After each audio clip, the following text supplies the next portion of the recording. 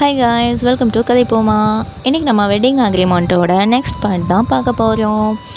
Last பார்ட்டில் இதில் முடிச்சிருந்தோம் அப்படின்னா, டேரி வந்து சண்டை போட்டுட்டு வீட்டிலேருந்து கிளம்பியிருப்பான் இல்லையா? ஸோ அதில் வரலாம் பார்த்துருந்தோம். அதோட கண்டினியூஷன் என்ன அப்படிங்கிறத இந்த பாட்டில் பார்க்கலாம். அடுத்த நாள் வந்து பயன் காலையிலேயே வந்து லேட்டாக எழுந்திரிச்சிடுவான். அலாரம் அடிச்சிருக்காது. என்னடா இவ்வளோ நேரம் தூங்கிட்டோம், இந்த டேரி வேறு வந்து எழுப்பிவிடலை, என்ன ஆச்சு இவளுக்கு அப்படின்னு சொல்லிட்டு எல்லாத்தையும் மறந்துட்டு அவன் ரூமை போய் திறந்து பார்த்தா அங்கே எதுவுமே இருக்காது. அந்த டைம் தான் இவனுக்கு ஃப்ளாஷ்பேக் வந்து ஒரு வாட்டி ரன் ஆகும். நேற்று என்னெல்லாம் நடந்துச்சு, என்னெல்லாம் பேசணும், வீட்டை விட்டு கிளம்பிட்டா, இனி அவளை இந்த வீட்டில் நம்ம கூட இல்லை அப்படிங்கிறதெல்லாம் ஃபீல் ஆகும். பையன் கொஞ்சம் ஃபீல் பண்ண தான் செய்கிறான்.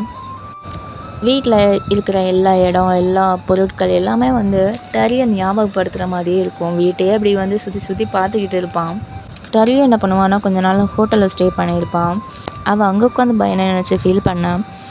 இந்த சைடு இவன் ஃபீல் பண்ணாலும் சாராவை பார்த்துக்கிற பொறுப்பு வந்து இவன்கிட்ட தான் இருக்கும். என்ன அப்படின்னா, அவள் ஆக்சிடெண்ட் ஆகிருக்கும் இல்லையா, அவளுக்கு வந்து ரைட் ஹேண்டும் தலையிலையும் கொஞ்சம் அடிபட்டிருக்கும். ஸோ அதனால் இவன் தான் வந்து சாப்பாடெலாம் வாங்கிட்டு போவான். பார்த்த உடனே சாரா வந்து ஹக் பண்ண வருவான். ஆனால் இவன் வந்து கொஞ்சம் அப்படி விலகி இருப்பான். ஸோ ஃபுட்டெல்லாம் எடுத்து கொடுக்குறது முன்னாடி இருந்தால் மாதிரி இருக்காது. சாராக்கு எப்படி ஃபீல் ஆகும் அப்படின்னா, இவன் முன்னாடி இப்படிலாம் பண்ண மாட்டானே, இப்போ வந்து ஒரு தேர்ட் பர்சன் மாதிரி ஒரு டிஸ்டன்ஸ் மெயின்டைன் பண்ணுறானே அப்படின்னு ஃபீல் ஆகும்.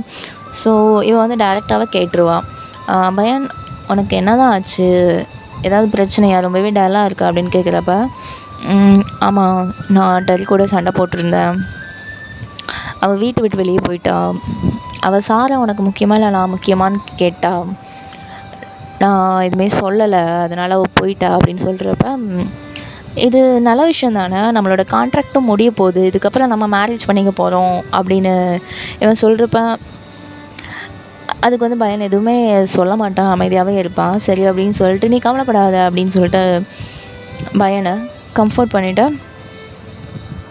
பயன்கிட்ட வந்து ஆறுதல் சொல்லுவாள். பயன் வந்து இவ்வளோ ஃபீலிங்காக இருக்கிறத பார்த்துட்டு அவங்க வீட்டில் ஒரு கிராண்ட்மா இருப்பாங்க இல்லையா, அந்த கிராண்ட்மா சொல்லுவாங்க, இல்லை நான் உனக்கு ஒரு விஷயம் காட்டணும், ஒரு ப்ரெசண்ட்டு உன்னோட பர்த்டேக்காக உன்னோட ஒய்ஃப் வந்து வாங்கி வச்சுருந்தா, ஆனால் அது நான் பார்க்குறப்ப வந்து குப்பை தொட்டியில் இருந்துச்சு, ஏன்னு எனக்கு தெரியல, ஆனால் வந்து நான் எடுத்து வச்சுருந்தேன் தேவைப்படும் அப்படின்னு சொல்லிட்டு, இல்லை நான் அதை எடுத்துகிட்டு வரேன் அப்படின்னு சொல்லிட்டு அந்த ப்ரெசண்ட் வந்து எடுத்து கொடுத்துருப்பாங்க. நம்ம பையனோட பர்த்டேக்கு வந்து ஒரு சாக்கா ஷூ வந்து வாங்கியிருப்பான் இல்லையா டெரி, ஸோ அதுதான்.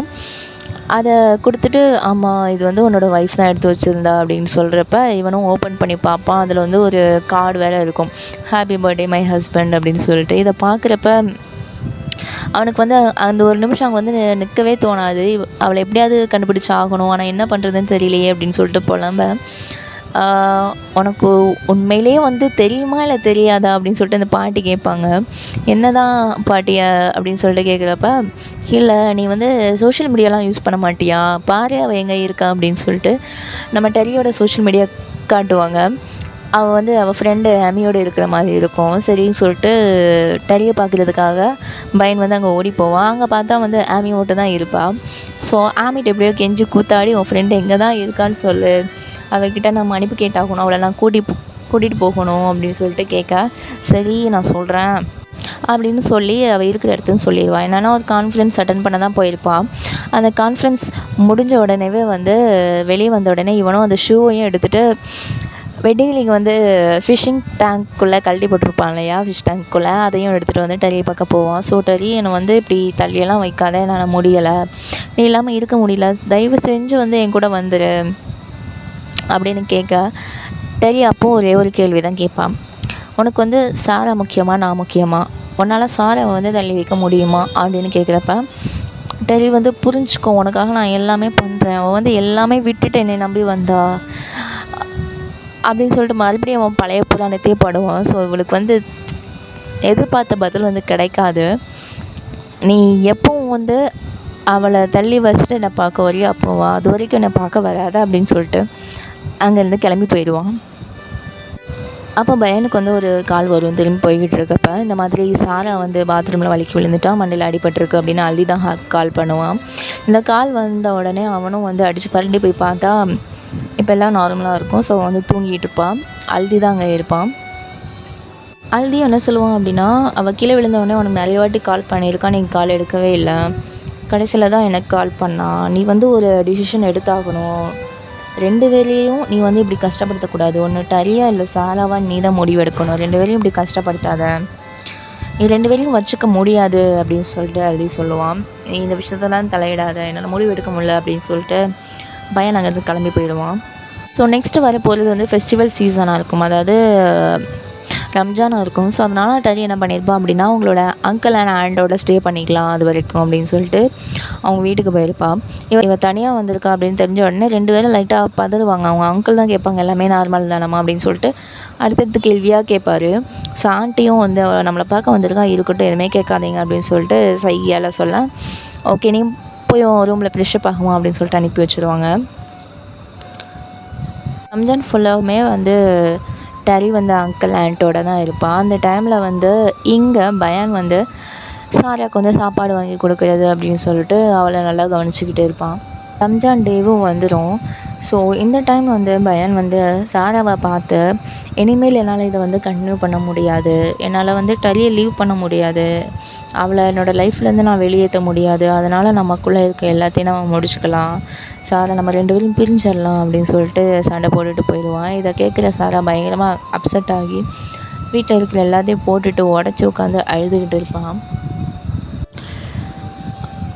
அடுத்த சீனில் அழுதி தான் வந்து என்ன பண்ணுவான் அப்படின்னா, நீ ஏன் கவலைப்பட்டுக்கிட்டு இருக்க, எப்படி கவலைப்படாது, அவன் அவனோட லைஃப்பில் வந்து எதை தேர்ந்தெடுக்கணும் அப்படின்னு தேர்ந்தெடுத்துட்டு போயிட்டான். நீயும் வந்து இன்னுமே வந்து அவனை பிடிச்சி வச்சுட்டு இருக்கக்கூடாது, அவனை விட்டு நீ வழங்க தான் செய்யணும் அப்படின்னு சொல்லிட்டு அவளுக்கு வந்து ஆறுதல் சொல்லிக்கிட்டு இருப்பான்.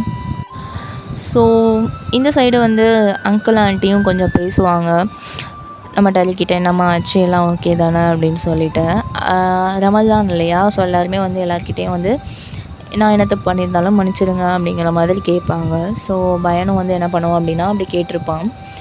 அதே மாதிரி டரியும் வந்து அதுக்கு ரிப்ளேவாக என்னையும் மன்னிச்சிடுங்க அப்படின்னு சொல்லிட்டு கேட்டிருப்பான். ஸோ இது எல்லாமே சேர்ந்து ஓகே நம்ம வந்து அவனை மீட் பண்ண போகலாம் அப்படின்னு சொல்லிட்டு இவ்வளவே வந்து என்ன பண்ணியிருப்போம் அப்படின்னா ரம்ஜானுக்கு ஸ்பெஷலாக சமைச்சு எடுத்துகிட்டு பார்க்கலாம் அப்படின்னு சொல்லிட்டு வீட்டுக்கு பார்க்கலான்னு சொல்லிட்டு வீட்டுக்கு போவான்.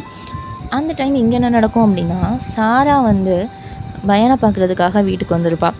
ஸோ வந்து என்ன பேசிக்கிட்டு இருப்பாங்க அப்படின்னா, சாரா வந்து என்கேஜ் பண்ணிடுவா. யார் கூட அப்படின்னா அல்தி கூட தான். ஸோ இது என்னடா புது கதையாக இருக்குது அப்படின்னு பார்க்குறப்ப, அல்தி ஃபர்ஸ்ட்லேயே ஒன் சைடாக வந்து சாராவை லவ் பண்ணிக்கிட்டு இருப்பான். ஸோ இப்போ இவங்க 2 பேரும் பிரிஞ்சனால, ஏன் நீ வந்து எனக்கு ஒரு வாய்ப்பு கொடுக்கக்கூடாது அப்படின்னு சொல்லிட்டு அழுதி கேட்டிருப்பான். அதனால் சாராவும் சரி அப்படின்னு சொல்லிட்டு ஓகே சொல்லியிருப்பா. ஸோ இந்த மாதிரி எங்களுக்கு என்கேஜ்மெண்ட் ஆயிடுச்சு, அதனால் நான் உன்னை வந்து ஃபுல்லாக மறக்கலான்னு இருக்கிறேன், உன் லைஃப்பை விட்டு நான் போகலான்னு இருக்கிறேன் அப்படின்னு சொல்லிட்டு 2 பேரும் பேசிக்கிட்டு இருப்பாங்க. சரி அப்படின்னு சொல்லிட்டு பேசி முடிச்சுட்டு கிளம்புறப்ப இவங்க 2 பேரும் வீட்டுக்குள்ளேருந்து வரதை கரெக்டாக டரி பார்த்துருவா. அவள் பார்த்துட்டு கையில் இருந்த சாப்பாடு கீழே போட்டு உடைக்க டரி பார்த்துட்டா அப்படிங்கிறத பயானும் நோட் பண்ணிடுவான். ஸோ அவள் அங்கேருந்து கார் எடுத்துகிட்டு கிளம்ப பயானும் பின்னாடியே ஓடுவான். பட் ஒரு யூஸும் கிடையாது. அதுக்கப்புறமா எவ்வளவோ கால்ஸ் அண்ட் மெசேஜ் ட்ரை பண்ணி பார்ப்பான். பட் டரிகிட்டேருந்து எந்த ஒரு ரெஸ்பான்ஸும் வராது. அந்த டைமில் அல்தி வந்து டரி எங்கே இருக்கான்னு எனக்கு தெரியும் அப்படின்னு சொல்ல, பயானும் சரி எங்கே தான் இருக்கான் சொல்லுடா அப்படின்னு சொல்லிட்டு கேட்க போவான்.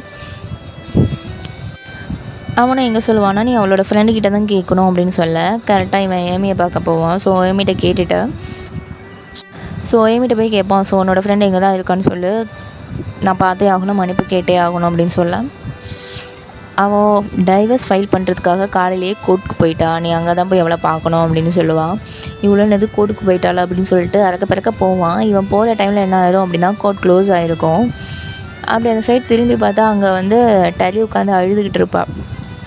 ஏன் அழுற அப்படின்னு கேட்குறப்ப, இல்லை நான் டிவோர்ஸ் ஃபைல் பண்ண தான் வந்தேன், ஆனால் இங்கே நிறைய கோர்ட் இருக்குது எல்லாத்துக்குமே, எந்த கோர்ட் போகணும்னு எனக்கு தெரியல, நான் 2-3 கோர்ட் போயிட்டேன், இங்கே கடைசியாக வர்றதுக்குள்ளே டைமிங்கும் முடிஞ்சு போச்சு அப்படின்னு சொல்ல, பயான் சொல்லுவான், கடவுளை நம்ம வந்து சேர்ந்து இருக்கணும்னு தான் விரும்புகிறாருன்னு நினைக்கிறேன், அதனால் வந்து இதெல்லாம் ட்ரை பண்ணாத, என்ன நடந்துச்சு நேற்று நைட்டு அப்படின்னு தெரியுமா உனக்கு, அதுக்குள்ளே நீயே இப்படிலாம் முடிவு எடுக்கிற, சாரா வந்து அழுதிய கல்யாணம் பண்ணிக்க போகிறா, என்கேஜ்மெண்ட் ஆயிடுச்சுன்னு சொல்ல தான் வந்திருந்தா, என் லைஃப்பை விட்டு அவள் போகிறேன்னு என்கிட்ட சொல்ல வந்திருந்தா, அவ்வளோதான் நடந்துச்சு அப்படின்னு சொல்ல, அப்படியா நான் தான் தெரியாமல் பண்ணிட்டேனா, சரி இப்போது இந்த அக்ரிமெண்ட்லாம் என்ன பண்ணுறது அப்படின்னு சொல்லிட்டு கேட்க, பயான் வந்து அந்த அக்ரிமெண்ட்டை கிழிச்சு போட்டுட்டு டரியை வந்து வீட்டுக்கு கூட்டிகிட்டு வந்துடுவான். ஸோ இப்படி வந்து இவங்க 2 பேரும் ஒன்று சேர்ந்துடுறாங்க. அடுத்து வர நாட்கள்லேயே ஹல்திக்கும் சாராவுக்கும் வந்து மேரேஜும் நடக்கும். ஸோ மேரேஜ்க்காக இவங்க 2 பேருமே போயிருப்பாங்க. இவங்களும் வாழ்த்துக்கள்லாம் தெரிவிச்சுட்டு ஃபோட்டோலாம் எடுத்துகிட்டு கீழே இறங்குவாங்க. ஹல்தி வந்து அப்படியே சாரா மேலே கை போடுவான் ஃபோட்டோவுக்கு. அவன் வந்து கையை எடுத்து விட்ருவான். இது வந்து எப்படி இருக்கும் அப்படின்னா, எப்படி வந்து ஃபர்ஸ்ட் டைம் நம்மளோட பயான் அண்ட் டரி வந்து பிஹேவ் பண்ணாங்களோ அந்த மாதிரி இருக்கும். பட் என்ன ரோல் மட்டும் டிஃபராக இங்கே ப்ளே ஆகிக்கிட்டு இருக்கு. ஸோ இவங்க மேரேஜோட இந்த பார்ட் இப்படி முடியுது. அண்ட் வரப்போகிற பார்ட்டில் சாரா அண்ட் ஹல்தியோட ரிலேஷன்ஷிப், அப்புறம் டரி அண்ட் பயானோட ரிலேஷன்ஷிப் எப்படி இருக்குது அப்படிங்கிறத நம்ம வந்து பார்க்கலாம். அது வரைக்கும் have a nice day guys.